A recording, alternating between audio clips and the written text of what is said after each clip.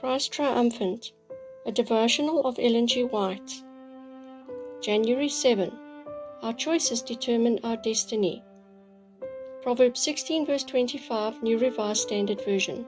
Sometimes there is a way that seems to be right, but in the end, it is the way to death. The principles of the character of God were the foundation of the education constantly kept before the heavenly angels. These principles were goodness, mercy, and love.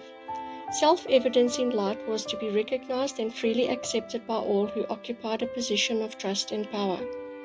They must accept God's principles and convince all who were in the service of God through the presentation of truth and justice and goodness that this was the only power to be used. Force must never come in.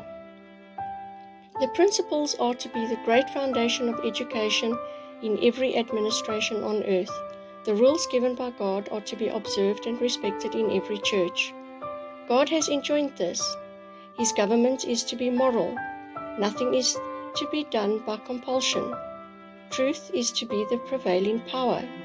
All service is to be done willingly and for the love of the service of God. All who are honored with positions of influence are to represent God, for when officiating, they act in the place of God.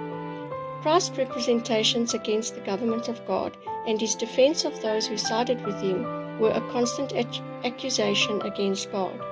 These murmurings and complaints were groundless, yet God allowed Satan to work out his theories. He could have handled Satan and all his sympathizers as easily as one can pick up a pebble and cast it to the earth. But by this he would have given a precedent for the violence of human beings that's so abundantly shown in our world in the compelling principles. The Lord's principles are not of this order. All the compelling power is to be found under Satan's government. God would not work in this line. He would not give the slightest encouragement for any human being to set himself up as God over another human being and cause him mental or physical suffering. The principle is wholly of Christ's creation. In the councils of heaven it was decided that principles must be acted upon that would not at once destroy Satan's power, for it was God's purpose, to place things upon an eternal basis of security. God's order must be contrasted with the new order after Satan's devising.